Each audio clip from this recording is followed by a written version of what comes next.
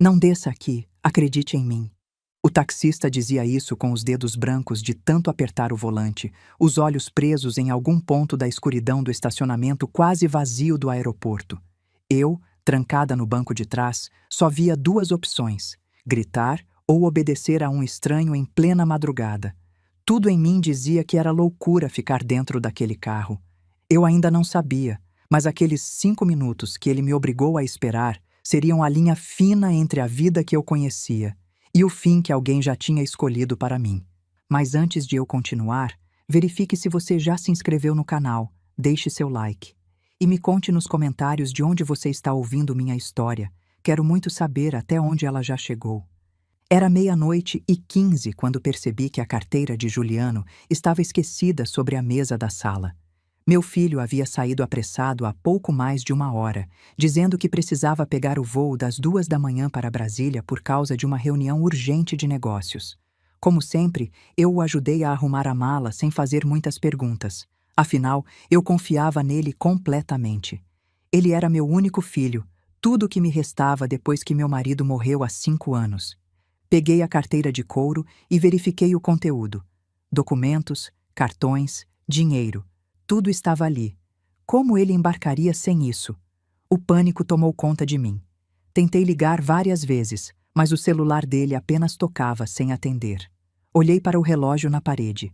Ainda dava tempo se eu saísse agora. A distância até o Aeroporto Internacional de Guarulhos era de cerca de 45 minutos, se o trânsito estivesse tranquilo. Não posso dirigir à noite por causa da minha visão, que fica prejudicada com os faróis dos carros vindo em sentido contrário. Nosso motorista particular já tinha ido embora há horas. Sem pensar 2 vezes, abri o aplicativo de transporte no meu celular. Precisava levar essa carteira para meu filho.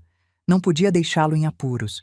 Depois de alguns minutos procurando um motorista disponível, um aceitou a corrida. O nome dele apareceu na tela: Mário. Um carro preto, placa com final par. O aplicativo mostrava que ele estava a apenas 5 minutos de distância do meu condomínio em Alphaville. Coloquei meu lenço na cabeça, vesti um casaco pesado contra o frio da madrugada paulista e segurei a carteira de Juliano com força. 5 minutos depois, um sedã preto parou em frente ao portão. Tranquei a casa e entrei no carro. O ar-condicionado estava gelado. No banco da frente estava um homem de meia idade, cabelos grisalhos nas têmporas. Ele me olhou pelo retrovisor com uma expressão séria, quase sem emoção. Cumprimentei educadamente, me desculpando por pedir uma corrida tão tarde. Expliquei que precisava ir ao Terminal 3 de Guarulhos, nos voos domésticos. Seu Mário apenas acenou com a cabeça, sem se virar. Começou a dirigir lentamente, saindo do condomínio de luxo onde eu morava. O silêncio dentro do carro era opressivo. Não havia música, não havia conversa. Apenas o som do motor e dos pneus no asfalto. Entramos na rodovia dos Bandeirantes. As luzes alaranjadas dos postes criavam uma atmosfera sombria dentro do carro. Eu olhava para o celular ansiosamente, esperando que Juliano retornasse minha ligação, mas a tela permanecia escura. Enviei uma mensagem dizendo que estava indo ao aeroporto com a carteira, mas recebi apenas um tique, indicando que não havia sido entregue. Comecei a notar algo estranho. Seu Mário olhava demais para o retrovisor, me encarando com frequência. A cada poucos minutos, nossos olhares se encontravam no reflexo do espelho. Apertei minha bolsa contra o corpo, sentindo um arrepio de medo. As notícias sobre crimes envolvendo aplicativos de transporte começaram a girar na minha cabeça. Eu era uma mulher de 60 anos, sozinha na madrugada, com um estranho, numa rodovia deserta. Tentei rezar baixinho para afastar os pensamentos negativos. Talvez ele fosse apenas um motorista cansado. Talvez fosse naturalmente quieto. 40 minutos se passaram. As luzes do aeroporto começaram a aparecer no horizonte. Respirei aliviada. Logo estaria em segurança, num lugar movimentado. Olhei o relógio do painel do carro. 1 da manhã em ponto. Ainda havia 1 hora até o voo de Juliano decolar. Ele certamente estaria desesperado no balcão de check-in, procurando pelos documentos. O carro entrou na área do aeroporto. Seu Mário dirigiu em direção ao terminal de embarque. Mas ao invés de parar no saguão principal, iluminado e cheio de gente, ele continuou dirigindo devagar até o final da área de desembarque. Ali era muito mais escuro e vazio. Algumas lâmpadas do poste estavam queimadas. Não havia carregadores de mala. Não havia outros passageiros. Franzi a testa. Estava prestes a pedir que ele parasse mais perto do saguão principal quando ele estacionou ao lado de um pilar de concreto grande, numa área mal iluminada entre a zona pública e o estacionamento VIP. Senti meu coração acelerar. Segurei a maçaneta da porta, pronta para sair assim que o carro parasse completamente. Mas quando puxei a maçaneta, a porta não abriu. Estava trancada. Tentei a outra porta. Também trancada. O sistema de travamento central estava ativado, controlado pelo motorista. O pânico explodiu no meu peito. Minha respiração ficou ofegante. Olhei para seu Mário com os olhos arregalados de terror. Comecei a bater no vidro, tentando chamar a atenção de qualquer pessoa lá fora, mas o lugar estava deserto. "Por favor, me deixe sair", gritei com a voz trêmula. "O que o senhor quer? Dinheiro? Pode levar tudo." Mas seu Mário não se mexeu. Suas mãos apertavam o volante com tanta força que os nós dos dedos ficaram brancos. Ele não olhava para mim, mas sim fixamente para a calçada escura do lado esquerdo do carro. Fiquei histérica. Ofereci dinheiro, joias, tudo o que eu tinha comigo. Estava prestes a ter um ataque de pânico quando seu Mário finalmente falou. Sua voz era grave, séria, muito diferente do tom educado de quando me buscou. "Não desça aqui, Dona Carmen. Confie em mim."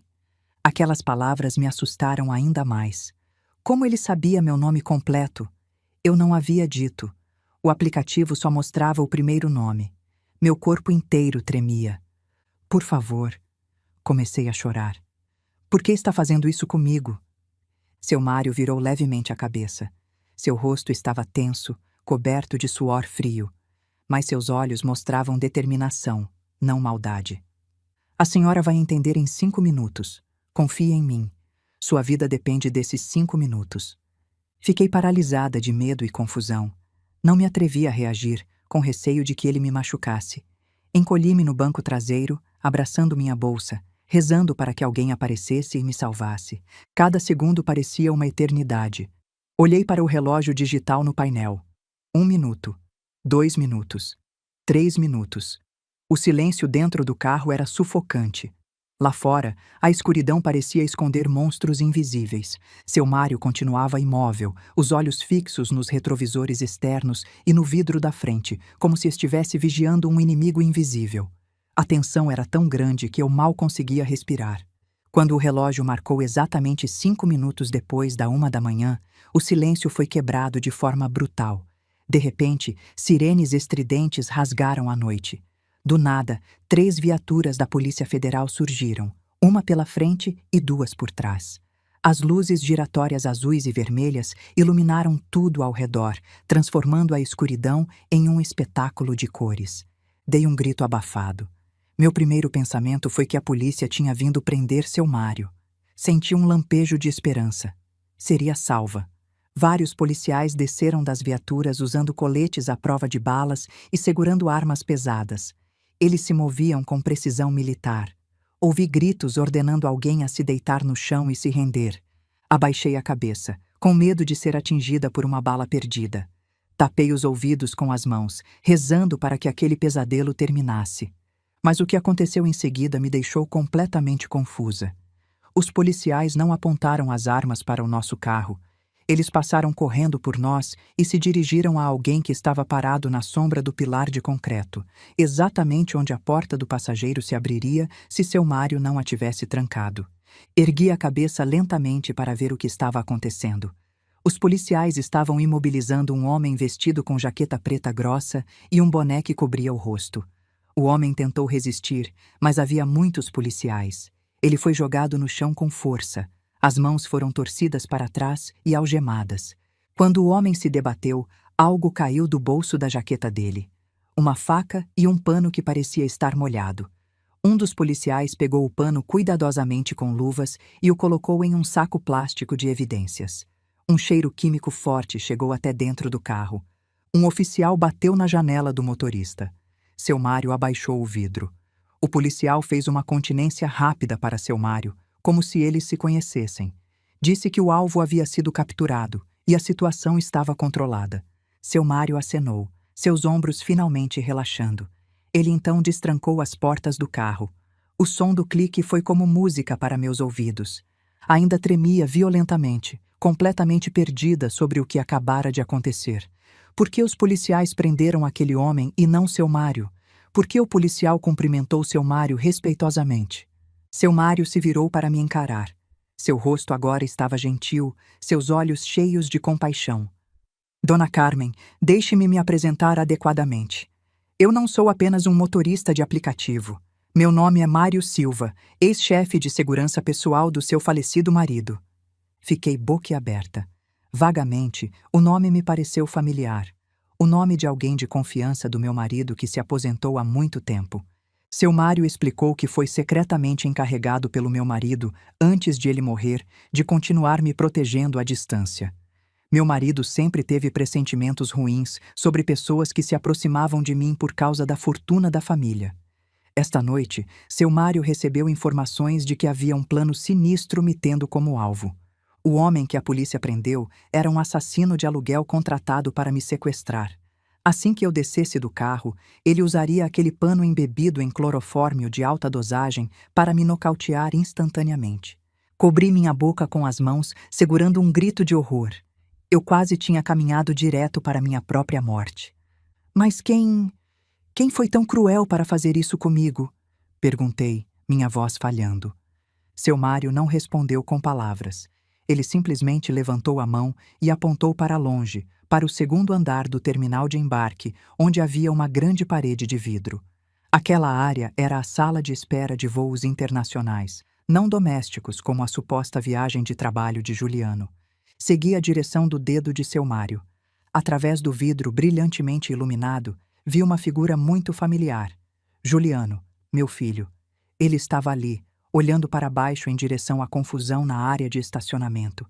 Mas a expressão no rosto de Juliano não era de um filho preocupado com a mãe. Seu rosto estava vermelho de raiva e frustração. Ele jogou seu celular no chão com força. E o que partiu meu coração em 1000 pedaços. Juliano não estava sozinho. Ao lado dele estava uma mulher usando um vestido vermelho chamativo. Era Isabela, minha nora, a esposa de Juliano. Isabela segurava o braço de Juliano, tentando acalmá-lo da frustração visível. Perto deles havia 2 malas grandes.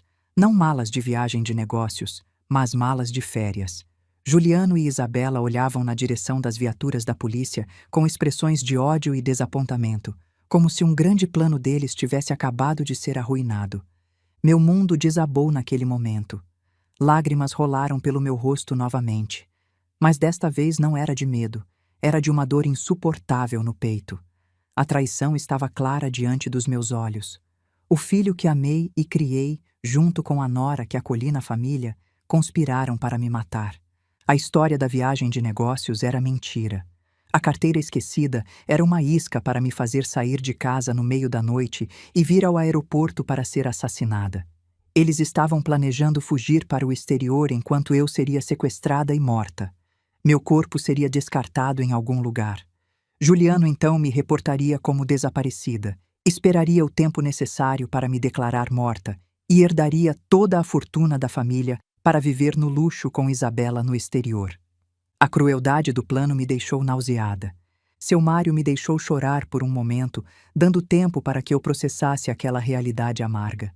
Quando meus soluços diminuíram, ele ligou o carro e começou a me levar embora daquela cena de falsidade. Enquanto dirigia, seu Mário me pediu para abrir a carteira de Juliano que eu ainda segurava. Com mãos trêmulas, abri a carteira de couro.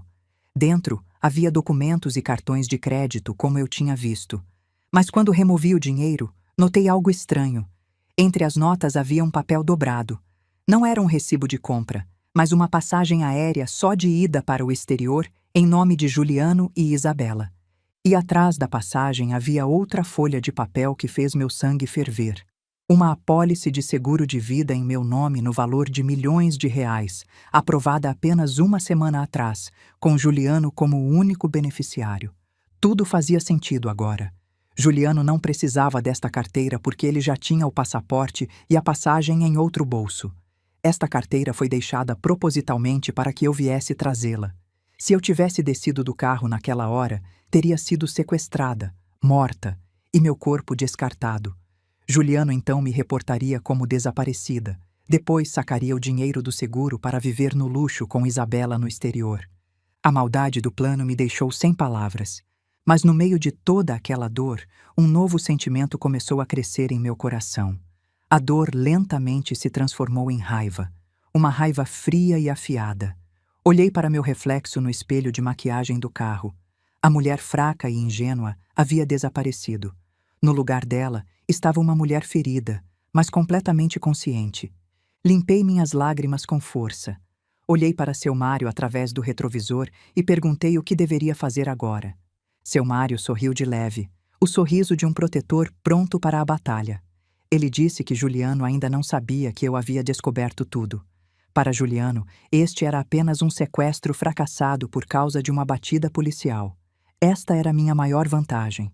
Juliano ainda me considerava ignorante e boba. Seu Mário sugeriu que eu voltasse para casa, fingisse que nada havia acontecido e começasse um jogo de vingança para destruir Juliano e Isabela lentamente por dentro. Naquela noite, a velha Carmen morreu no aeroporto. Uma nova Carmen nasceu, e ela estava pronta para se vingar. A viagem de volta do aeroporto para casa pareceu durar uma eternidade, mas também passou rápido demais. Minha mente estava girando, tentando processar todos os horrores que descobri em menos de 2 horas. O filho que carreguei no ventre, que criei com todo amor e dedicação após a morte do meu marido, havia planejado minha morte da maneira mais cruel possível. E sua esposa, Isabela, que eu tratei como uma filha desde que ela entrou para a família há 4 anos, era sua cúmplice em tudo. Quando chegamos ao condomínio, já eram quase 3 da manhã. Seu Mário desligou os faróis antes de entrar na rua, para não chamar a atenção dos seguranças ou vizinhos que pudessem estar acordados. Ele me deixou um pouco distante da minha casa para que o som do motor não fosse ouvido. Antes que eu descesse, seu Mário me entregou um objeto minúsculo, do tamanho de um botão de camisa. Era um dispositivo de escuta de última geração. Ele me instruiu a colocar aquilo em algum lugar que Juliano frequentemente usasse para fazer ligações, mas que não fosse facilmente visível. Segurei o pequeno dispositivo com cuidado, acenando com determinação. Desci do carro e caminhei silenciosamente até minha casa, que agora parecia mais um campo de batalha do que um lar. Abri a porta com muito cuidado, certificando-me de que não faria barulho. A casa estava escura e silenciosa. O cheiro do difusor de lavanda que normalmente me acalmava, agora me sufocava. Cada canto daquela casa me lembrava de memórias falsas com Juliano e Isabela. As noites em que jantávamos juntos como uma família unida. As celebrações de aniversário e feriados. As conversas aparentemente sinceras sobre o futuro. Tudo agora parecia cenografia de um teatro de mentiras. Tranquei a porta novamente, garantindo que tudo parecesse como se ninguém tivesse saído. Fui direto ao banheiro. Lavei meu rosto com água fria várias vezes, limpando os restos de sofrimento e medo que ainda marcavam minhas feições. Olhei para o espelho por um longo tempo. A mulher que me encarava era a mesma, mas a alma por trás dos olhos havia mudado completamente. Os olhos que costumavam ser gentis e submissos, agora brilhavam com uma frieza afiada. Sussurrei para meu reflexo, fortalecendo minha resolução. Não era mais a Carmen ingênua. Era filha de um empresário de sucesso que havia herdado o sangue lutador da família. Saí do banheiro e comecei a preparar meu palco. Peguei a carteira de Juliano e pensei cuidadosamente sobre onde seria mais lógico encontrá-la. Não poderia ser um lugar muito escondido, mas também não poderia estar muito óbvio, ou Juliano suspeitaria. Decidi colocá-la meio escondida entre as almofadas do sofá, como se tivesse caído do bolso da calça dele quando se sentou para calçar os sapatos.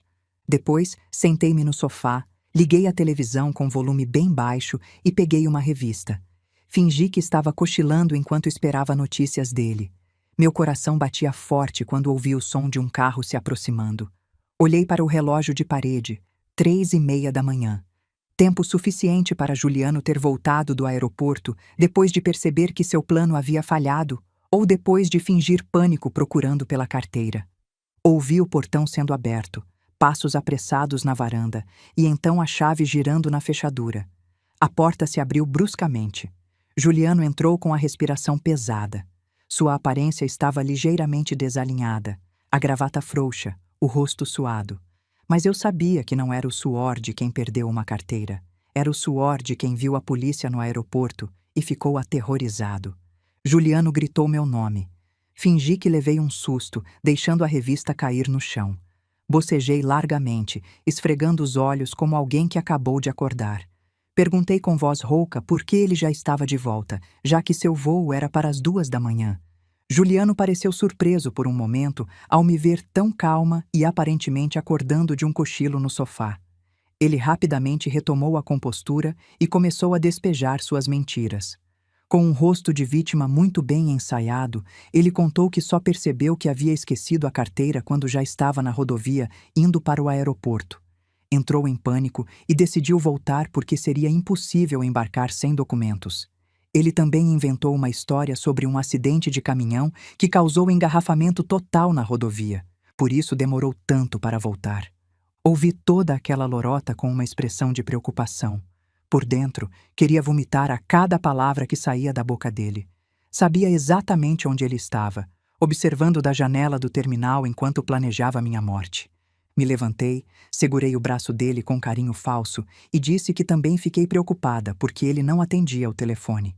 Então, como se fosse um movimento natural, apontei para o sofá e disse: "Talvez sua carteira tenha caído ali." Juliano seguiu meu dedo com os olhos. Quando viu a ponta da carteira de couro saindo entre as almofadas do sofá, seu rosto mudou drasticamente. Havia alívio, mas também confusão. Ele pegou a carteira rapidamente e conferiu o conteúdo. Tudo estava lá: dinheiro, cartões, documentos. Mas ele não sabia que eu já havia fotografado as passagens aéreas e a apólice de seguro como evidência. Juliano me abraçou, agradecendo repetidamente, chamando-me de mãe que traz sorte. Naquele abraço, senti o peso da traição. Meu próprio filho, me abraçando com falsidade depois de ter planejado minha morte há poucas horas. Sugeri que ele tomasse um banho quente e descansasse porque devia estar cansado depois de tanto estresse. Juliano concordou. Ele foi para o quarto no andar de cima. Ouvi a água do chuveiro começar a correr. Esta era a minha chance. Lembrei-me do dispositivo de escuta que seu Mário me deu. Subi as escadas silenciosamente e entrei no quarto. O paletó de Juliano estava jogado na cama. Vi sua pasta de trabalho de couro, aquela pasta cara que eu dei de presente no aniversário dele ano passado. Juliano nunca ia a lugar nenhum sem ela. Com dedos ágeis, abri o zíper pequeno do compartimento interno da pasta, aquele usado para guardar moedas ou chaves extras. Coloquei o minúsculo dispositivo no canto mais profundo, pressionando-o bem para que não caísse ou fosse visto quando a pasta fosse aberta. Fechei o zíper novamente. Justo quando terminei, a porta do banheiro se abriu. Juliano saiu com uma toalha enrolada na cintura. Rapidamente me virei, sorrindo docemente enquanto segurava uma troca de roupa limpa que eu preparei para ele. Juliano nem desconfiou. Ele até beijou minha testa antes de se vestir. Naquela noite dormimos no mesmo teto, mas em mundos completamente diferentes. Juliano dormiu profundamente, roncando baixinho, sentindo-se seguro porque seu plano maligno havia falhado de forma limpa, sem deixar rastros que o ligassem ao crime. Ele provavelmente estava sonhando em fazer um novo plano junto com Isabela. Enquanto isso, eu fiquei deitada na minha cama com os olhos bem abertos, olhando para o teto escuro do meu quarto. Nos meus ouvidos estavam fones minúsculos conectados ao aplicativo de escuta no meu celular. Esperando. Sabia que criminosos como Juliano não conseguiriam ficar quietos por muito tempo sem falar com seus cúmplices. E estava certa. Quando o amanhecer estava próximo e eu fingi ir à cozinha tomar água, ouvi uma notificação vindo da pasta dele através dos fones. Juliano tinha deixado um segundo celular, aquele que usava para contatos secretos, dentro da pasta. O dispositivo de escuta estava captando tudo perfeitamente. O jogo tinha apenas começado, e desta vez eu controlava as peças. A manhã chegou com o sol forte típico de São Paulo entrando pelas janelas da cozinha. Estava fazendo café e preparando pães na torradeira, movendo-me mecanicamente enquanto meus pensamentos giravam em círculos. Vesti meu lenço cinza claro na cabeça e um avental sobre a roupa. Precisava parecer a mãe carinhosa e serviçal de sempre. a fachada perfeita enquanto planejava minha vingança. Juliano desceu as escadas já vestido com terno impecável e gravata. Seu rosto estava fresco e descansado, como se não tivesse planejado um assassinato na noite anterior.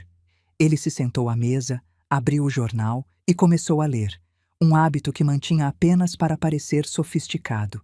Servi o café, elogiei como ele estava bonito, perguntei se ele dormiu bem depois do estresse da carteira perdida. Juliano respondeu com um sorriso falso, dizendo que dormiu como uma pedra porque ficou aliviado de ter a carteira de volta. Ele até teve a audácia de me chamar de mãe perfeita. Cada palavra dele me fazia sentir náusea, mas mantive meu rosto sereno e sorridente. Respondi com um tom doce e maternal, perguntando se ele conseguiria remarcar o voo para Brasília. Juliano pareceu hesitar por um segundo antes de dizer que sim, que iria ao escritório hoje mesmo para resolver isso. Depois que Juliano saiu de carro, não perdi tempo. Corri para o quarto, peguei meu celular e coloquei os fones de ouvido. A aplicação do dispositivo de escuta estava ativa. Ouvi o som do motor do carro, depois o ruído do trânsito. Juliano estava dirigindo. Então ouvi o som de uma chamada sendo discada. Meu coração acelerou. A voz de Isabela atendeu do outro lado. Era a voz da minha nora, mas o tom era completamente diferente daquele educado e doce que ela usava comigo.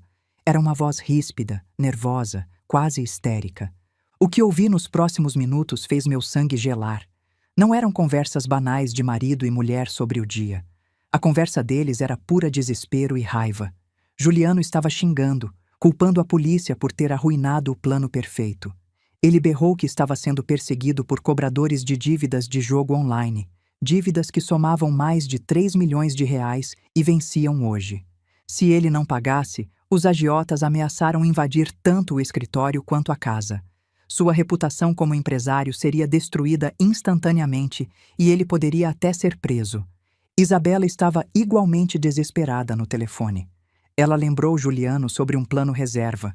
Mencionou um cofre antigo que meu falecido marido tinha deixado.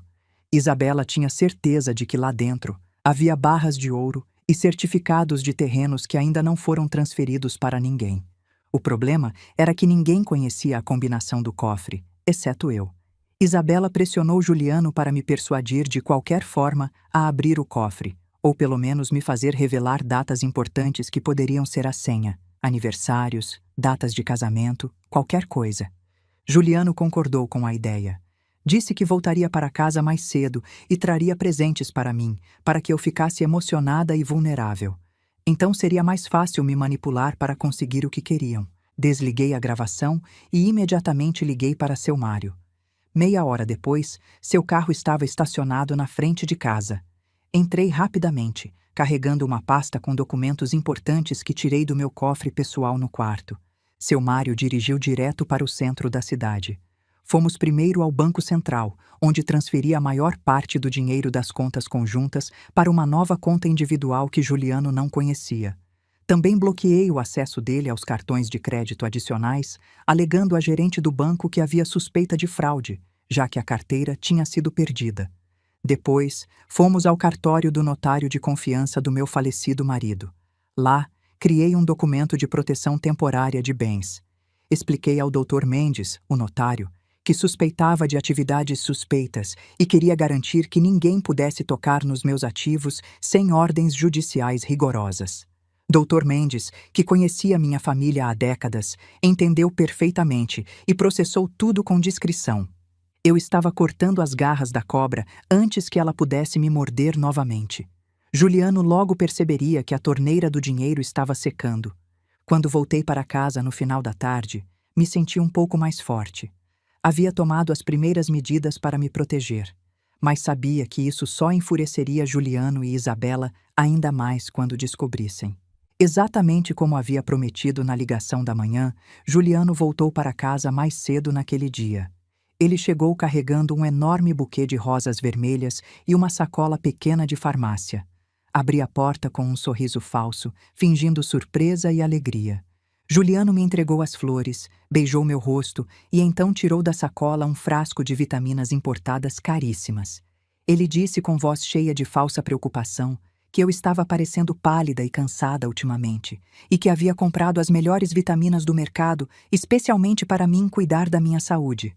Suas palavras eram tão doces, tão cheias de atenção falsa, que me deu vontade de chorar, não de emoção, mas de raiva. Peguei o frasco com mãos que tremiam levemente, disfarçando o tremor ao apertar o frasco contra o peito. Assim que Juliano foi ao banheiro se refrescar, examinei o frasco cuidadosamente. O rótulo dizia que eram vitaminas comuns para idosos, mas o selo de segurança parecia ter sido aberto e recolado com cola que ficou mal aplicada nas bordas. Meu instinto gritou: perigo! Despejei uma cápsula na palma da minha mão. A cor estava ligeiramente diferente das vitaminas normais desse tipo. Havia um pó branco fino grudado na superfície da cápsula. Naquela noite, durante o jantar, Juliano insistiu várias vezes para que eu tomasse a vitamina na frente dele. Seus olhos estavam intensos, observando cada movimento meu como se esperasse algo acontecer. Era um olhar que me deu arrepios. Com um sorriso inocente, disse que iria pegar água na cozinha. Lá, rapidamente joguei a cápsula no ralo da pia e a substituí por uma bala de menta que tinha formato similar. Voltei à mesa de jantar e, na frente de Juliano, engoli a bala com um copo d'água. Juliano sorriu satisfeito, como se tivesse acabado de ganhar um jogo. Ele não sabia que eu estava apenas jogando de volta. Nos dias seguintes, fingi continuar tomando as vitaminas, mas na verdade estava despejando o conteúdo tóxico no vaso sanitário um pouco por dia, deixando o frasco gradualmente vazio para provar que estava sendo obediente. Juliano esperava que eu começasse a ficar doente, tonta, com náuseas, sintomas de envenenamento lento que o permitiriam tomar controle da casa e me forçar a assinar documentos enquanto estivesse debilitada. Mas o oposto aconteceu. Com cada dia que passava, eu parecia mais saudável, mais energética, mais radiante. Comecei a fazer caminhadas matinais no condomínio, cozinhava refeições nutritivas e cumprimentava Juliano todas as manhãs com um sorriso brilhante. Isso o deixava cada vez mais frustrado e confuso. Os agiotas continuavam ligando para ele, aumentando a pressão. Observando o desespero crescente de Juliano através das conversas interceptadas pelo dispositivo de escuta, decidi que era hora de lançar meu contra-ataque psicológico. Precisava fazer Juliano e Isabela cometerem um erro fatal. Foi então que tive uma ideia. Numa tarde, liguei para Juliano no escritório. Com voz animada, disse que queria fazer um jantar especial para celebrar minha recuperação do estresse recente e também como agradecimento por ele ter sido tão atencioso com as vitaminas. E então, como se fosse uma ideia espontânea, mencionei que queria fazer um jantar em família. Sugeri que ele e Isabela viessem jantar comigo, já que eles moravam na outra casa do condomínio e não nos reuníamos com frequência ultimamente. Do outro lado da linha, ouvi uma pausa. Juliano devia estar pensando. Ter um jantar em família era obviamente uma situação que exigiria cautela, mas também era uma oportunidade. Ele e Isabela poderiam trabalhar juntos diretamente sob o mesmo teto para me pressionar sobre o cofre. Depois de alguns segundos, Juliano concordou com entusiasmo falso, dizendo que seria maravilhoso reunir a família. Naquela noite, arrumei a mesa de jantar como nunca. Toalha de linho branca, pratos de porcelana fina, velas aromáticas acesas. Preparei filés de carne de primeira qualidade com molho de vinho tinto. Vesti um vestido muslimã elegante em tom vinho. Fiz uma maquiagem leve mas marcante, projetando a imagem de uma matriarca no comando. Às 7 da noite em ponto, a campainha tocou. Juliano abriu a porta para Isabela. Minha nora entrou cumprimentando com aquele abraço falso, chamando-me de sogra querida, com uma voz enjoativa. Ela trouxe uma sobremesa comprada em confeitaria cara, uma tentativa de parecer atenciosa. Retribuí o abraço, sentindo a falsidade em cada gesto. Sorri docemente, elogiando como ela estava. O jantar começou com conversas triviais e desconfortáveis. Juliano e Isabela conversavam entre si sobre assuntos banais: o trânsito, o clima, notícias do condomínio onde moravam. Eu fingia não notar a tensão subterrânea, sendo a anfitriã perfeita, servindo mais vinho, oferecendo mais carne, fazendo perguntas educadas. Mas no meio da refeição, coloquei meu garfo e faca delicadamente no prato, fazendo um som suave que chamou a atenção. Olhei para Juliano e Isabela alternadamente, com um olhar que era difícil de decifrar. Comecei uma história. Disse que na noite anterior tive um sonho muito estranho e perturbador. Um sonho tão real que acordei suando frio. Juliano e Isabela pararam de mastigar, olhando para mim com curiosidade cautelosa. Contei o sonho lentamente, com detalhes precisos. Descrevi uma mulher rica que tinha um filho amado e uma nora querida. Mas o filho e a nora estavam secretamente planejando matá-la por herança.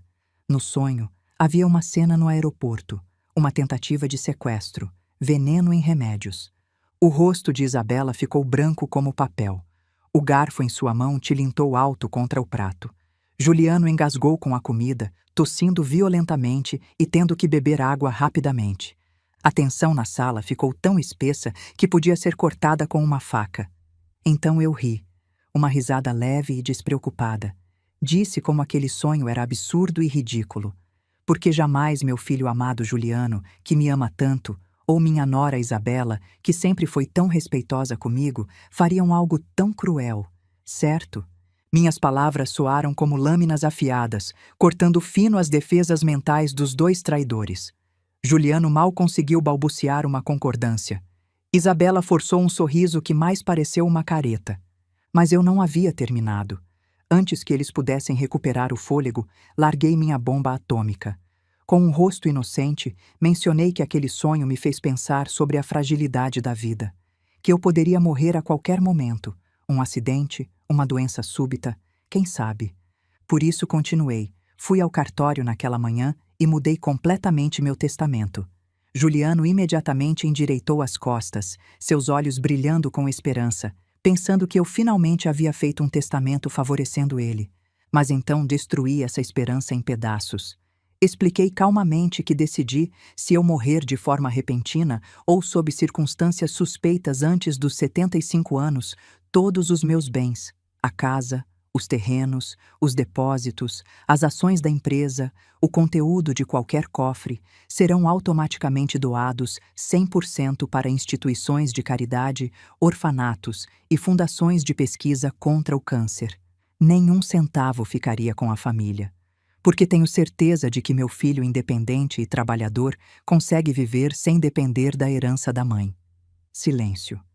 Um silêncio longo e mortal cobriu a sala de jantar.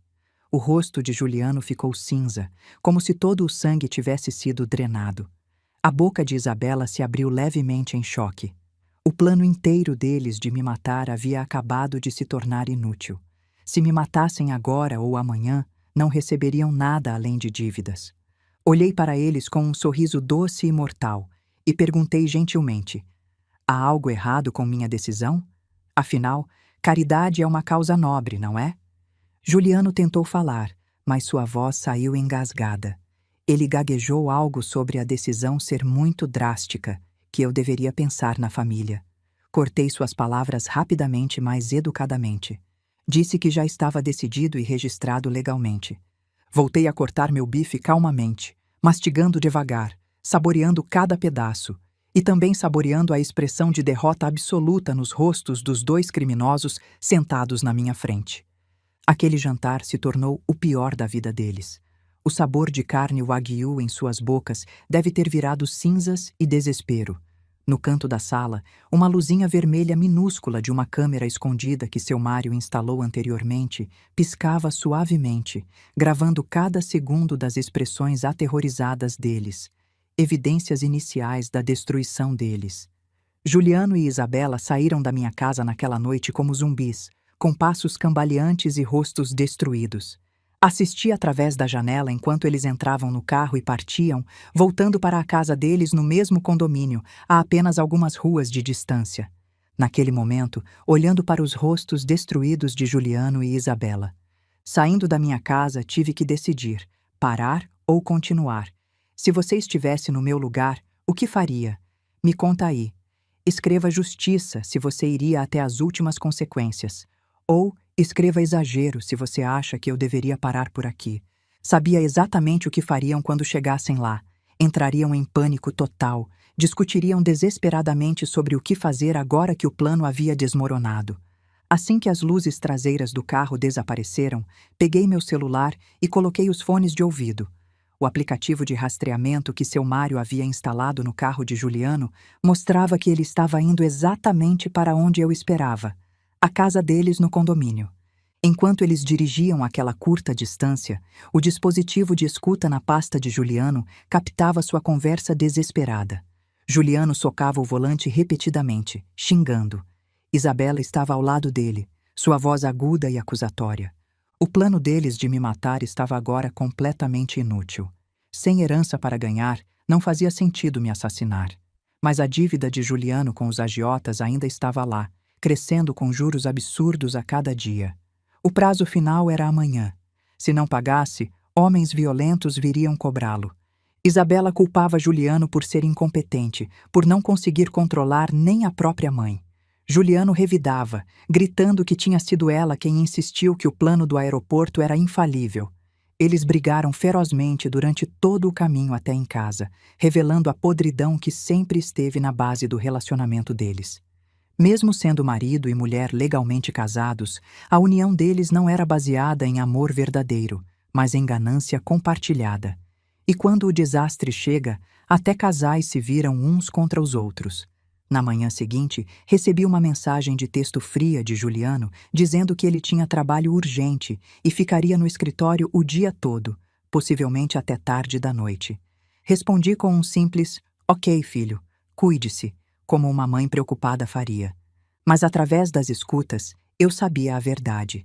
Juliano estava desesperado. A pressão dos credores estava ficando insana. Eles começaram a enviar fotos ameaçadoras, imagens de pessoas espancadas, pessoas com dedos quebrados, como amostra do que aconteceria se ele não pagasse. Naquela tarde, captei uma conversa crucial entre Juliano e Isabela. Eles haviam decidido tentar uma última e desesperada jogada. Já que não podiam me matar, eles usariam força bruta para me sequestrar dentro da própria casa, me torturarem até eu revelar a combinação do cofre antigo e me forçarem a assinar documentos cancelando o Novo Testamento e transferindo propriedades para o nome de Juliano. Era um plano suicida e estúpido, nascido do desespero total. Mas justamente por isso, era perigoso. Homens desesperados fazem coisas irracionais. Juliano contratou 3 capangas do mercado negro, homens grandes e violentos que trabalhariam por uma porcentagem do lucro. O plano era invadir minha casa amanhã à noite, quando as ruas estariam mais escuras e os vizinhos distraídos. Assim que ouvi isso, imediatamente liguei para seu Mário. Contei tudo. Ele ouviu em silêncio, depois disse para eu não me preocupar. Ele já tinha um plano. Me instruiu a sair de casa amanhã cedo, bem antes de Juliano aparecer, e ficar num hotel seguro que ele reservaria. Mas o mais importante, seu Mário disse que finalmente era hora de virar a mesa de uma vez por todas. Era hora de Juliano e Isabela caírem na armadilha definitiva que os destruiria completamente. Naquela noite, arrumei uma pequena mala com roupas e documentos essenciais. Antes de o sol nascer, seu Mário já estava esperando na minha porta. Entramos discretamente no carro e saímos do condomínio antes que qualquer vizinho acordasse. Seu Mário me levou a um hotel discreto, mas confortável no centro da cidade. Ele me acompanhou até o quarto e me entregou um laptop.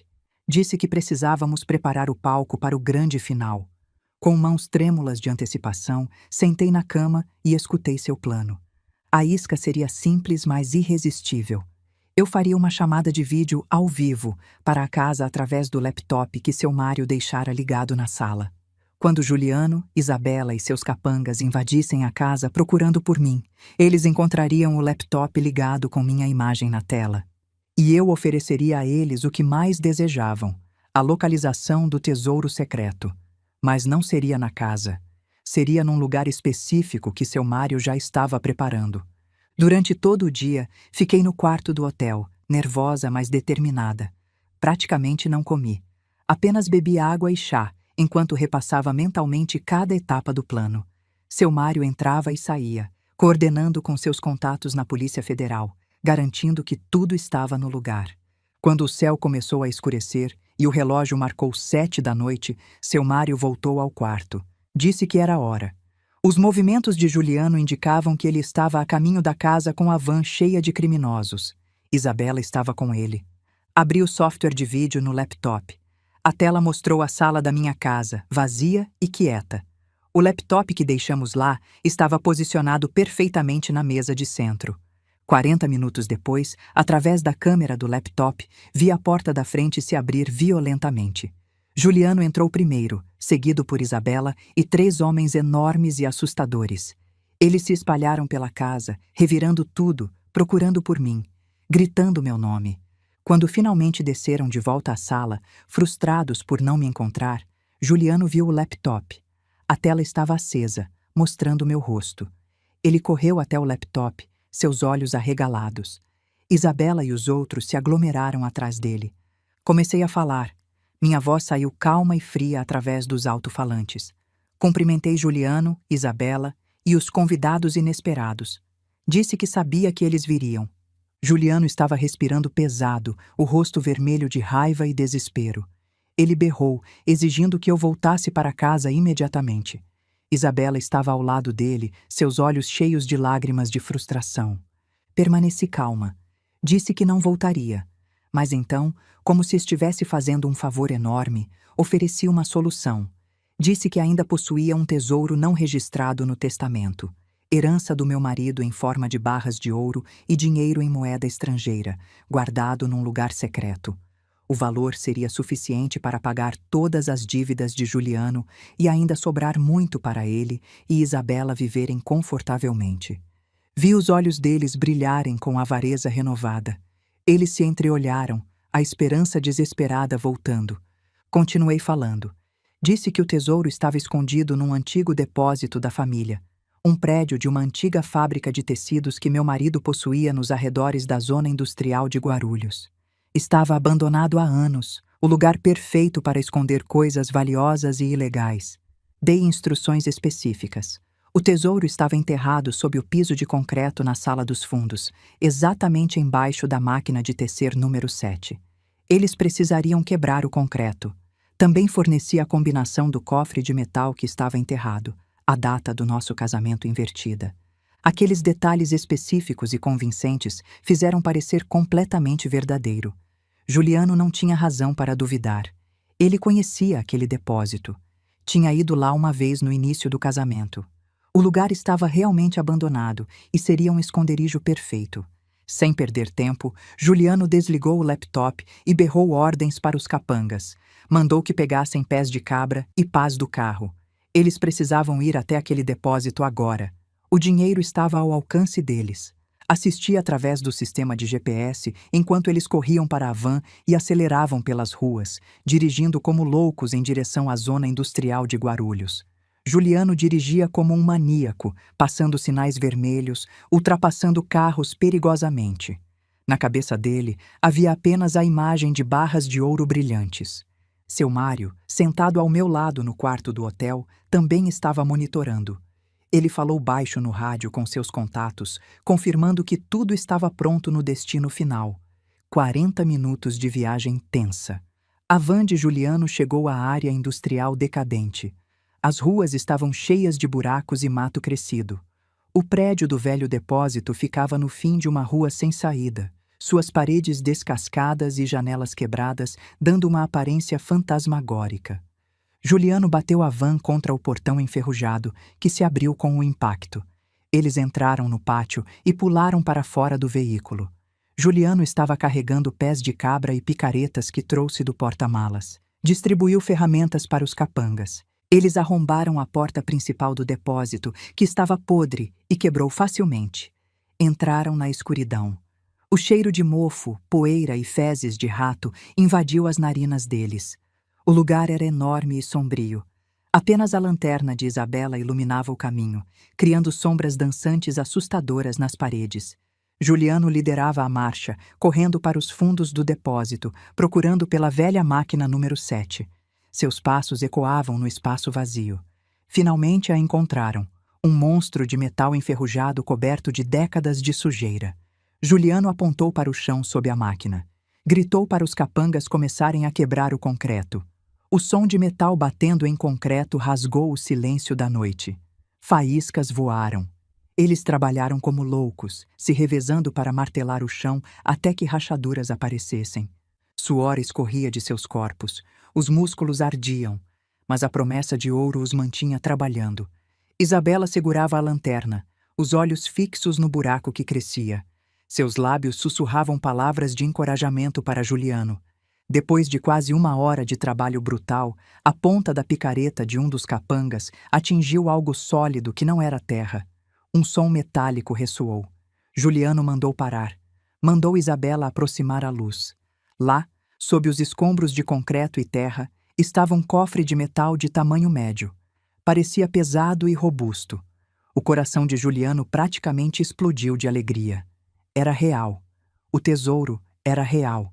Com dificuldade, eles puxaram o cofre pesado do buraco e o arrastaram para cima do chão do depósito. O cofre estava coberto de lama. Juliano limpou o painel de combinação com a manga da camisa, suas mãos tremendo violentamente. Ele inseriu os números, a data do casamento dos pais invertida. O mecanismo antigo rangeu. Depois de alguns segundos de tensão, houve um clique. O cofre destrancou. Juliano olhou para Isabela. Eles trocaram olhares de vitória absoluta. Isabela se aproximou, segurando a lanterna perto enquanto Juliano puxava a alavanca e abria a tampa do cofre. Mas o que viram dentro os fez congelar.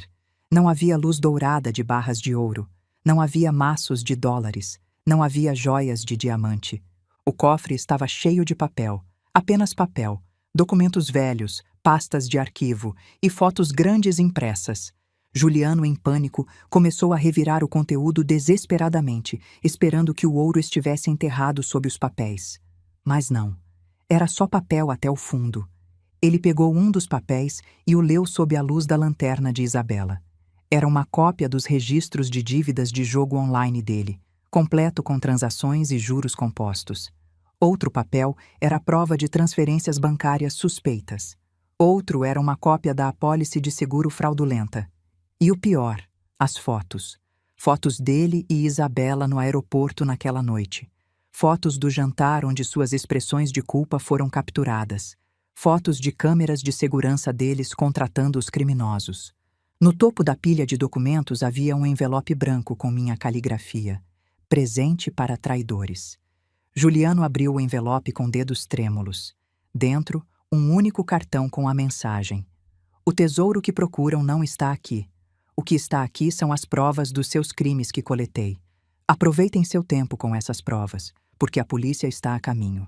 Mal havia terminado de ler, luzes de holofotes potentes acenderam de todos os lados de fora do depósito, brilhantes como o sol, cegando todos dentro do prédio. Sirenes da polícia tocaram ao mesmo tempo, cercando completamente o local.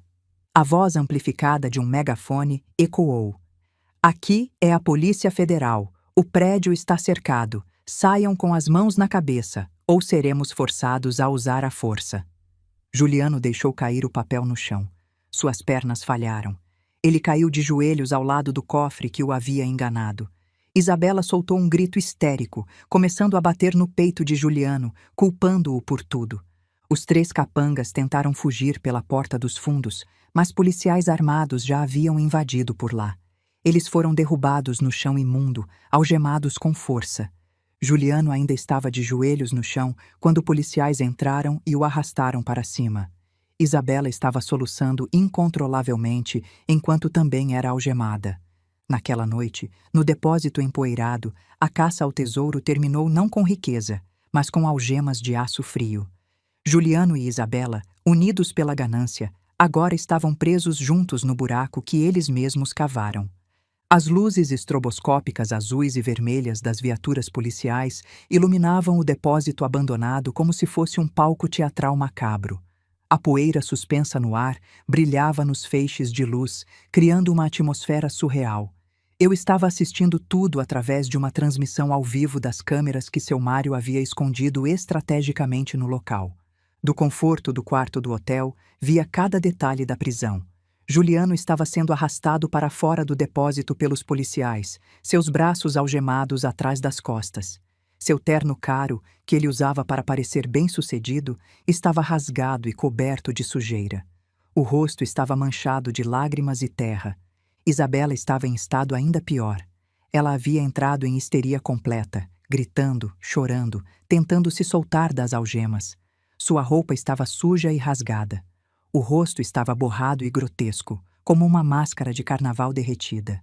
Ela alternava entre xingar Juliano e implorar por misericórdia aos policiais. Os 3 capangas foram jogados com brutalidade dentro de uma van policial separada. Eles sabiam que não havia escapatória. Suas carreiras criminais haviam acabado antes mesmo de começar, mas eu ainda não estava satisfeita. Ainda não havia terminado. Com um aceno de seu Mário, entramos no carro dele. Dirigimos em silêncio até o depósito. Quando chegamos, o local estava completamente cercado por viaturas policiais e vans de investigação forense. Repórteres já haviam começado a chegar, atraídos pelas movimentações policiais. Desci do carro devagar. Endireitei meu lenço na cabeça e ajustei meu casaco longo de cor bege. Caminhei em direção ao depósito com passos firmes e dignos. Seu Mário caminhava atrás de mim como uma sombra protetora. Os policiais abriram caminho para mim respeitosamente. Alguns até fizeram uma reverência leve. Seu Mário tinha muitos contatos nas forças policiais e eles sabiam exatamente quem eu era e o que Juliano e Isabela haviam tentado fazer. Entrei no depósito. O cheiro de mofo e traição ainda pairava no ar. Meus olhos se ajustaram à iluminação artificial das lanternas policiais. E então eu os vi. Juliano estava sentado no chão sujo, algemado, encostado contra a parede. Quando me viu, seus olhos se arregalaram. Por um breve momento, vi algo que poderia ser vergonha passar pelo rosto dele. Mas então isso foi rapidamente substituído por desespero. Ele tentou se levantar, mas um policial o empurrou de volta para baixo. "Mãe!" Ele gritou, sua voz rouca. "Mãe, por favor, eu sinto muito. Foi tudo um erro. Eu estava desesperado. Por favor, não deixe eles me levarem. Eu sou seu filho." Cada palavra era como uma punhalada no meu coração, porque parte de mim, a parte que ainda era uma mãe, queria correr até ele, abraçá-lo, perdoá-lo. Mas a parte racional de mim, a parte que sabia o que ele havia tentado fazer, permaneceu forte. Isabela estava a alguns metros de distância, também algemada, sentada no chão ao lado do cofre aberto que expunha seus crimes. Quando me viu, ela começou a chorar novamente, mas seus gritos eram menos de arrependimento e mais de autocomiseração. Caminhei até ficar diretamente na frente de Juliano. Olhei para baixo, para o homem que eu havia criado, que eu havia amado incondicionalmente por 30 anos. O homem que planejou minha morte da maneira mais cruel possível. "Você se lembra daquela noite no aeroporto?" Perguntei, minha voz baixa, mas firme. "Quando você estava no terminal de embarque internacional, olhando para baixo, esperando que eu fosse sequestrada e morta?" Juliano empalideceu ainda mais, se é que isso era possível. "Naquela noite", continuei, "eu poderia ter ido diretamente à polícia. Poderia ter te destruído imediatamente. Mas eu te dei uma segunda chance. Quis ver se ainda havia uma centelha de humanidade em você, se o filho que criei ainda existia em algum lugar lá dentro." Fiz uma pausa, deixando minhas palavras penetrarem. "Mas você me deu veneno. Tentou me envenenar lentamente. E quando isso não funcionou, você e Isabela planejaram me sequestrar e torturar na minha própria casa." Lágrimas escorriam pelo rosto sujo de Juliano, mas eu não sentia pena. Não mais. "As provas que você encontrou naquele cofre", disse, apontando para o cofre aberto, "são apenas uma pequena amostra do que coletei. Gravações de áudio de todas as suas conversas com Isabela, vídeos de você contratando criminosos, registros financeiros das suas dívidas de jogo, documentos de fraude e falsificação. Tudo está arquivado, copiado em múltiplos locais, pronto para ser usado no tribunal." Olhei então para Isabela. "E você?" disse, minha voz ficando mais fria. "Você que entrou para esta família. Você traiu não apenas a mim, mas traiu a confiança, traiu os votos que fez com meu filho." Isabela soluçou, mas não disse nada. Não havia nada que ela pudesse dizer. Peguei meu celular do bolso e mostrei a tela para eles. Era uma transmissão ao vivo em uma plataforma social. O contador de visualizações estava na casa das centenas de milhares e crescendo rapidamente. "Esta prisão", expliquei, está sendo transmitida ao vivo neste exato momento. Todas as suas discussões no depósito, todas as suas confissões, tudo foi capturado e transmitido. Seus amigos de negócios, Juliano, estão assistindo. Seus conhecidos, Isabela, estão assistindo. Nossos vizinhos, nossa família distante, todos estão vendo. Viu o horror absoluto tomar conta dos rostos deles quando compreenderam completamente. Não era apenas a prisão. Era a humilhação pública total. Suas reputações estavam destruídas além de qualquer reparo. Mesmo se eventualmente saíssem da prisão, nunca poderiam mostrar seus rostos na sociedade novamente. Juliano desmoronou completamente. Seu corpo começou a tremer, não de frio, mas da realização de que sua vida havia acabado. Não havia volta. Não havia redenção. Ele havia perdido tudo: liberdade, dignidade, futuro, e não tinha ninguém para culpar além de si mesmo e sua esposa. Um oficial de alta patente se aproximou de mim respeitosamente. Dona Carmen, ele disse gentilmente, precisamos levá-los agora. A senhora está pronta para ir? Olhei para Juliano e Isabela uma última vez. Parte de mim esperava sentir satisfação, vingança doce. Mas tudo o que senti foi um vazio profundo e uma tristeza pesada. Não havia vencedores aqui, apenas perdas. Mas eu havia sobrevivido, e isso tinha que ser suficiente. Sim, respondi ao oficial. Estou pronta. Virei-me e comecei a caminhar em direção à saída. Não olhei para trás. Atrás de mim, ouvi Juliano gritar meu nome uma última vez, sua voz quebrando em desespero absoluto. Mas eu continuei caminhando, cada passo me levando para longe daquele capítulo sombrio da minha vida. Seu Mário me escoltou de volta ao carro. Assim que a porta fechou, isolando-me dos sons caóticos lá fora, deixei escapar um longo suspiro. Não chorei. Já não havia mais lágrimas, apenas um cansaço profundo nos ossos. Acabou, seu Mário disse suavemente enquanto dirigia. Sim, respondi, olhando pela janela para as luzes da cidade. Acabou. Mas enquanto a cidade passava em flashes de luz e sombra, eu sabia que não tinha realmente acabado. Haveria julgamento, haveria mais dor, haveria o processo longo e exaustivo de reconstruir minha vida. Mas pela primeira vez em meses, senti algo que havia esquecido: esperança.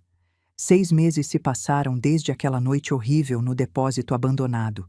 O tempo tem uma forma estranha de curar algumas feridas enquanto aprofunda outras.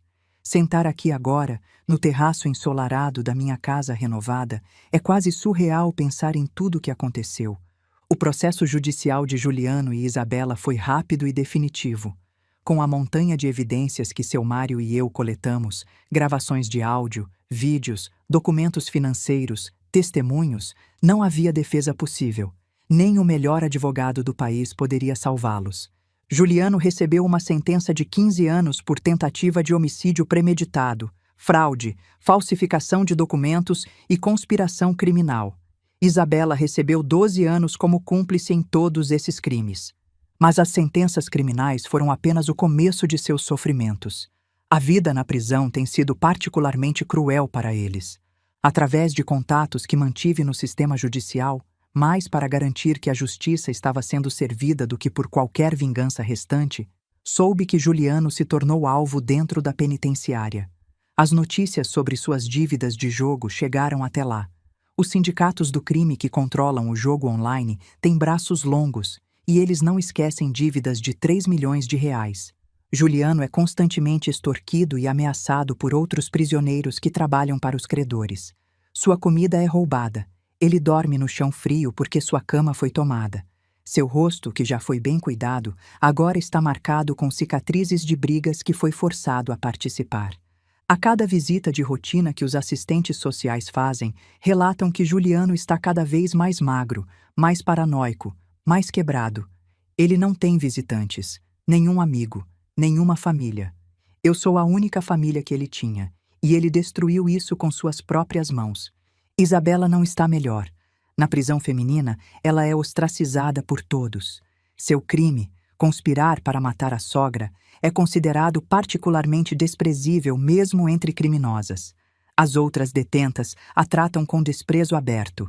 Isabela, que sempre foi vaidosa e orgulhosa de sua aparência, agora trabalha nas lavanderias da prisão, lavando roupas sujas de centenas de prisioneiras para ganhar alguns reais extras para sabonete e shampoo básicos. Sua pele, que ela mantinha cuidada, está áspera e manchada. Seu cabelo, que ela gastava fortunas para manter bonito, está quebradiço e opaco. Recebi relatórios de que ela chora todas as noites, murmurando desculpas para um Deus que ela nunca realmente acreditou. O arrependimento chegou, mas tarde demais. O arrependimento nunca poderá voltar o tempo. Quanto a mim, os primeiros meses após a prisão foram difíceis de formas que não esperava. Sim, havia uma sensação de justiça servida, de segurança recuperada, mas havia também uma tristeza profunda e penetrante. Eu perdi meu filho. Não porque ele morreu, mas porque a pessoa que eu pensei que ele era nunca realmente existiu. E perdi minha nora, que eu tinha esperanças de que fosse uma boa influência para ele. A princípio, eu me perguntava constantemente: onde foi que errei como mãe? O que poderia ter feito diferente? Essas perguntas me mantinham acordada à noite, me corroendo por dentro. Foi seu Mário quem finalmente me ajudou a ver a verdade. Numa conversa franca, ele me disse: Dona Carmen, a senhora não criou um monstro. A senhora criou um menino normal. Mas em algum ponto, ele fez escolhas. Escolhas ruins, escolhas egoístas. Essas escolhas foram dele, não suas. A senhora fez o melhor que pôde com o amor que tinha. Aquelas palavras não apagaram a dor completamente, mas ajudaram. Comecei a entender que não posso carregar a culpa pelas escolhas adultas de Juliano. Ele era um homem crescido que tomou decisões conscientes de me machucar, me roubar, me matar. Isso não foi culpa minha. Com essa realização, comecei a me curar de verdade. A primeira coisa que fiz foi renovar completamente minha casa. Contratei designers e trabalhadores para transformar cada cômodo. Tirei todos os móveis que tinham alguma conexão negativa com Juliano ou com as visitas de Isabela. Pintei as paredes com cores vibrantes e alegres, amarelos suaves, azuis calmos, verdes refrescantes. Trouxe plantas e flores para cada espaço. Transformei o antigo quarto de Juliano num escritório doméstico para mim. Um lugar onde poderia trabalhar nos negócios da família sem a sombra das memórias negativas. Cada vez que entrava lá agora, sentia empoderamento, não dor. Também assumi completamente o controle da empresa que meu falecido marido deixou. Com a orientação de consultores confiáveis e, claro, seu Mário, que promovi oficialmente a diretor de operações de segurança, descobri que tinha um talento natural para negócios que estava adormecido todos esses anos. Sob minha liderança, limpei a empresa de todos os funcionários corruptos que haviam conspirado com Juliano para desviar fundos. Implementei novos sistemas de transparência e ética. A cultura da empresa mudou de uma de medo e segredos para uma de honestidade e responsabilidade. Os resultados foram surpreendentes. A empresa não apenas sobreviveu, mas prosperou. Nos últimos 6 meses, nossos lucros cresceram 30%. Ganhamos novos contratos importantes. Fomos reconhecidos em publicações de negócios como uma das empresas mais bem administradas do setor. E eu, Carmen, aos 60 anos, me tornei uma figura respeitada no mundo dos negócios. Não por causa de quem meu marido foi, mas por causa de quem eu sou. Comecei a receber convites para falar em conferências sobre liderança feminina e resiliência empresarial. A princípio hesitei, mas então percebi que tinha uma história poderosa para contar. Não os detalhes sórdidos da traição, mas a narrativa mais ampla de renascimento e força após a adversidade. Falei sobre como mulheres da minha geração muitas vezes foram ensinadas a ser submissas, a colocar família em primeiro lugar até o ponto de negar suas próprias identidades. Falei sobre como nunca é tarde demais para descobrir seu próprio poder.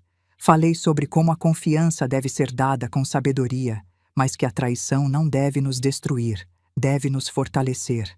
As mulheres vinham até mim depois dessas palestras, muitas com lágrimas nos olhos, dizendo que eu as inspirei a deixar relacionamentos abusivos, a começar seus próprios negócios, a não aceitar menos do que merecem. Essas conversas se tornaram a parte mais gratificante da minha nova vida. Também me reconectei com velhos amigos que havia negligenciado durante os anos em que estava completamente focada em ser uma boa mãe. Descobri que tinha uma rede de apoio que nem sabia que existia. Mulheres da minha idade que passaram por suas próprias batalhas e emergiram mais fortes. Comecei a fazer terapia também, algo que nunca tinha considerado antes.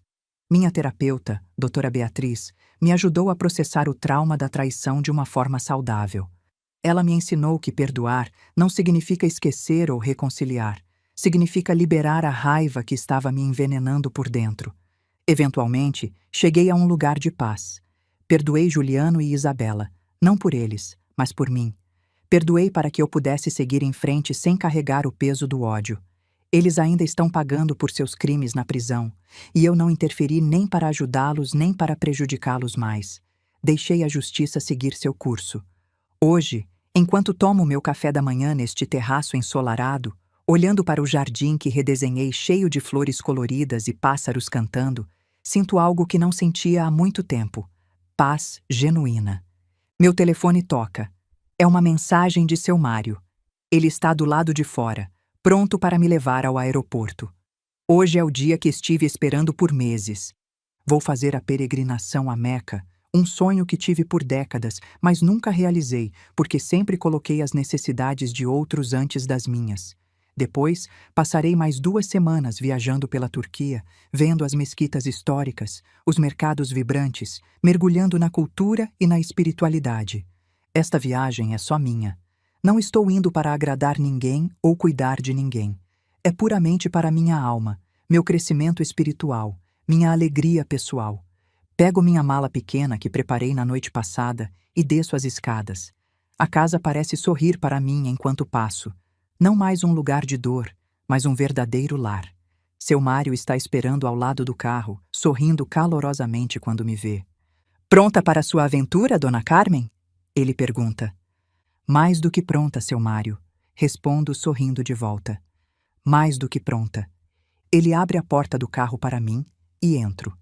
Enquanto dirigimos pelas ruas familiares em direção ao aeroporto, passamos por lugares que costumavam estar associados a memórias dolorosas. O condomínio onde Juliano e Isabela moravam. A rua que leva ao escritório onde Juliano trabalhava fingindo ser bem-sucedido. Mas essas visões não me machucam mais. Elas são apenas prédios, apenas lugares. O poder que tinham sobre mim foi quebrado. Chegamos ao Aeroporto Internacional de Guarulhos, o mesmo aeroporto onde quase fui assassinada 6 meses atrás. Mas hoje, chego como uma mulher completamente diferente. Não mais uma vítima assustada e enganada, mas uma sobrevivente forte e independente. Seu Mário me acompanha até o terminal de embarque. Antes de entrar pela segurança, viro-me para ele. "Seu Mário", digo, segurando suas mãos com firmeza, "não sei como poderei te agradecer adequadamente por tudo. Você salvou minha vida. Você salvou minha sanidade. Você salvou meu futuro." Seus olhos ficam úmidos, algo raro para um homem tão estoico. "Dona Carmen", ele responde, sua voz rouca de emoção, "eu prometi ao seu marido que sempre protegeria a senhora. E estou honrado de ter cumprido essa promessa. Ver a senhora forte e feliz novamente é todo o agradecimento que preciso." Nos abraçamos, um abraço longo e significativo de gratidão verdadeira. Então me afasto, acenando, e atravesso a segurança. Do outro lado, o terminal de embarque está movimentado com viajantes de todos os tipos. Famílias rindo, casais se beijando em despedidas, executivos apressados falando ao celular. A vida em toda a sua variedade caótica e bonita. Caminho em direção ao meu portão com passos confiantes, minha cabeça erguida. O número do meu voo pisca no painel de partidas. On time, no horário. É uma metáfora perfeita. Minha vida agora está no horário, correndo de acordo com meu próprio cronograma, não o de outra pessoa. Juliano e Isabela são o passado, um capítulo escuro que li, chorei, mas agora fechei firmemente. Eles escolheram seus destinos através de suas ações, e eu escolhi o meu através da minha resiliência. Sento na área de espera perto do portão. Ao redor, ouço fragmentos de conversas em múltiplos idiomas. O mundo é tão grande, tão cheio de possibilidades, e pela primeira vez na minha vida adulta, sinto que posso explorar essas possibilidades sem medo, sem culpa, sem amarras. Um anúncio vem pelo sistema de som. Meu voo está pronto para embarque. Pego minha bagagem de mão e me dirijo à fila. Quando entrego meu passaporte e cartão de embarque à atendente, ela sorri calorosamente. Tenha um excelente voo, senhora. Obrigada, respondo com um sorriso genuíno. Eu vou. Caminho pela ponte de embarque e entro no avião. Encontro meu assento na janela. Enquanto me acomodo, olho através do vidro para a pista ensolarada lá fora. O céu está azul e claro, sem uma nuvem. Um bom presságio para a jornada que está por vir. O avião começa a se mover, taxiando lentamente pela pista. Depois ganha velocidade, mais rápido, o motor rugindo com poder crescente. E então, aquela sensação mágica de se soltar da terra, de elevar-se acima de tudo, de voar. Enquanto São Paulo fica cada vez menor abaixo de mim, sinto como se estivesse literalmente deixando o passado para trás. As ruas onde fui traída, a casa onde fui envenenada, o aeroporto onde quase fui morta, o depósito onde a justiça foi servida. Tudo está diminuindo, tornando-se pequeno e distante, perdendo o poder sobre mim. Fecho meus olhos e respiro profundamente, enchendo meus pulmões com o ar reciclado da cabine, que de alguma forma ainda parece fresco e cheio de possibilidades. Quando os abro novamente, estou olhando para o céu azul infinito e as nuvens brancas e macias que parecem castelos de algodão flutuando em um mar de luz. Este é meu novo capítulo, a história de Carmen, não a esposa de alguém, não a mãe de alguém, mas apenas Carmen. Uma mulher de 60 anos que sobreviveu ao impensável e emergiu mais forte, mais sábia, mais completa do que nunca. Os 5 minutos que mudaram tudo naquela noite no aeroporto, aqueles 5 minutos cruciais quando seu Mário me impediu de descer do carro e caminhar diretamente para minha morte, me deram a chance de recomeçar, de me reinventar, de descobrir quem eu realmente sou quando todas as máscaras são arrancadas e todas as ilusões são destruídas. Descobri que sou mais forte do que jamais imaginei. Descobri que tenho um instinto de sobrevivência feroz. Descobri que posso perdoar sem ser fraca. Descobri que posso liderar sem ser cruel. Descobri que posso amar novamente, começando por amar a mim mesma. E enquanto este avião me carrega em direção ao solo sagrado, onde rezarei e buscarei paz espiritual mais profunda, sei com certeza absoluta uma coisa que nunca soube antes. Minha vida está apenas começando. Aos 60 anos, não estou no fim de nada. Estou no começo de tudo. O passado está enterrado, não em um cofre cheio de ouro falso em um depósito abandonado, mas em um lugar dentro de mim onde não pode mais me machucar. O presente é meu para desfrutar, cada momento precioso e consciente. E o futuro? O futuro é uma página em branco, esperando para ser escrita com as minhas próprias palavras, as minhas próprias escolhas, o meu próprio destino. Sorrio para a janela, para o céu imenso, para todas as possibilidades que se estendem diante de mim, como aquele horizonte infinito. Juliano e Isabela queriam me tirar a vida. Em vez disso, eles involuntariamente me deram uma nova. E esta nova vida que estou vivendo, livre, autêntica, poderosa, é minha maior vingança e minha maior vitória. A história dos 5 minutos que me salvaram terminou. A história da minha liberdade está apenas começando. Se você chegou até aqui, obrigada por me acompanhar nessa jornada. Essa história mostra que nunca é tarde para recomeçar, não importa quantos anos você tenha. Aos 60, descobri uma força que nem sabia que existia. Se essa história te tocou de alguma forma, deixa um comentário contando. Você já precisou recomeçar do zero depois de uma grande decepção? Como foi? E se você conhece alguém que precisa ouvir essa mensagem de força e recomeço, compartilha essa história com essa pessoa. Nos vemos na próxima história. Até lá, lembre-se, você é mais forte do que imagina.